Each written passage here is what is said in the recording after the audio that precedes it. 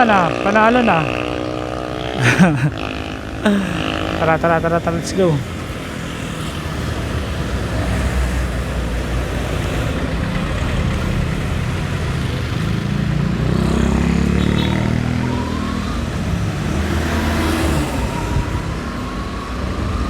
Mga mahal naming mga pasahero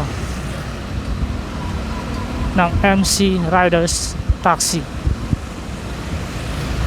paalala lang po mga ma'am and sir, kung kayo po ay malilate na, tanggapin nyo na po sa sarili nyo na malilate na kayo. Huwag po yung sasakay kayo ng motorsiklo tapos mamadaliin nyo yung driver.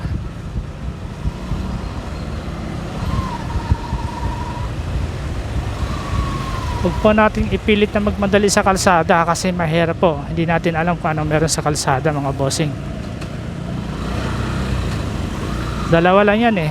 Pwedeng makadisgrasya, pwedeng makadisgrasya. Kaya kung kayo'y malilit na, tanggapin nyo na lang sa sarili nyo na malilit talaga kayo. Kasi hindi porket nagmotorsiklo kayo mas mabilis yung biyahe nyo. Tutusin, tama naman, gato parang nakakasingit. Pero wag po natin sabihin na pakibilis sir kasi medyo malilit na ako. Mahirap po yung ganun, ma'am and sir. Kung gusto nyo hindi po malate, medyo aga-agahan natin yung pag-alis natin kasi alam naman natin sa kalsada hindi lang tayo yung andyan sa gitna ng kalsada. Minsan naman maluwag yung kalsada, kahit pa paano hindi kayo nalilate, kahit pa paano sumasakto yung inyong dating sa inyong trabaho. Kaya paalala lang ulit mga bossing, mga ma'am and sir, huwag po natin madaliin yung mga driver natin. Ang sa amin po ay maihatid kayo ng mas ligtas sa inyong pupuntahan or uuwian.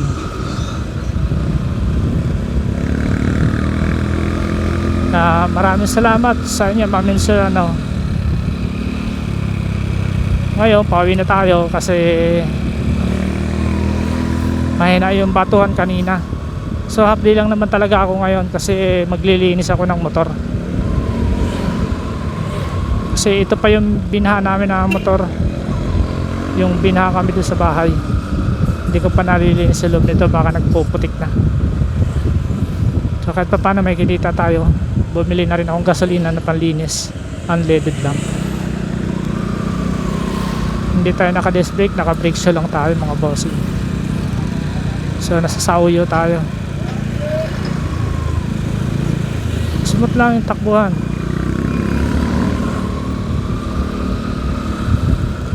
Sasunod na tayo bumawi pag biyahe.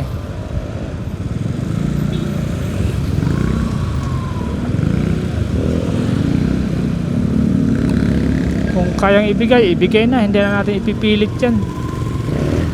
Kasi ando nagkakaroon ng gasgasan, ipitan, initan ng ulo.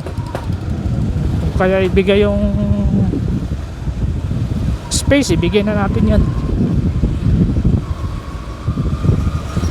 Ako sobrang ingat maneho, pero siyempre yung mga katabi natin dyan sa kalsada, kung walang ingat mag drive, damay ka talaga, diba? So bali yun lang mga bossing. Malapit na ako sa bahay. Dumaan ako sa gasolina para bumili ng gasolina panlinis ko dito ulit. Alas 12 na.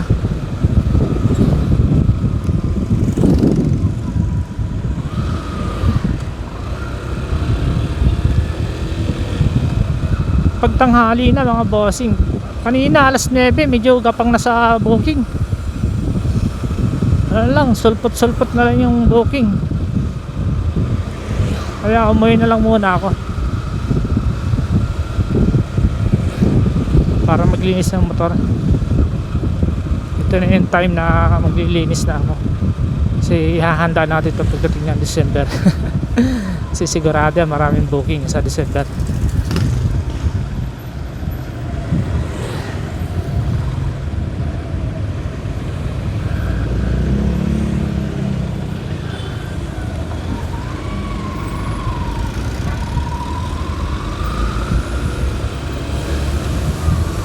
Sarap ng pinya. Parang gusto ko ng pinya. Agoy!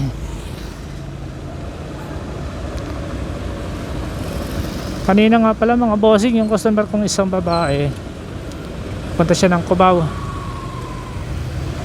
Call center yata yun. Ito lang, share ko lang naman to. Hindi ko naman siya, wala naman akong point na pahiya siya. Hindi ko naman ipapakita yung mukha niya. Hindi ko rin sasabihin yung pangalan niya. Share ko lang naman. Nag-book siya, nandun ako sa May Soler, North EDSA, sa Vertis North.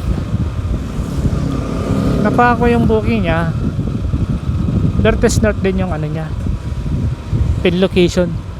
So bali, andun lang din naman ako. Tinawagan ko siya kung nasaan siya banda doon. Ngayon, sabi niya, nandun daw siya sa may Trinoma, sa likod. So doon pa lang mali na yung pin location niya. Tinawagan ko din siya. Sabi ko, ma'am, saan ka po banda? Sa may Mindanao Avenue daw siya, pagliko. So medyo kabisado ko naman yung lugar, kaya umikot na lang ako doon. Ito na, medyo may traffic eh paglabas ko ng EDSA. Tawag siya sa akin, kuya, malilate na ako. Sabi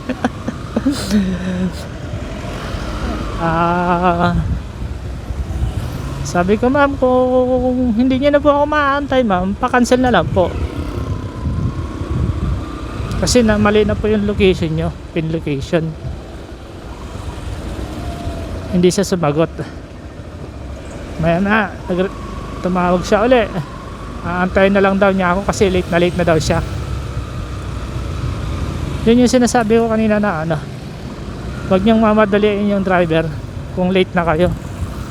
Pag alam niyo malilate na kayo, agahan niyo na pag-book ng paano may sasakyan ninyo. Pagdating namin sa drop-off, parang hindi naman siya late eh. Hindi nga nagmamadali eh. Kalmado lang siya pagbaba dun eh. Ay, ayun, kaya pa, nagpasalamat tayo kasi inantay niya ako.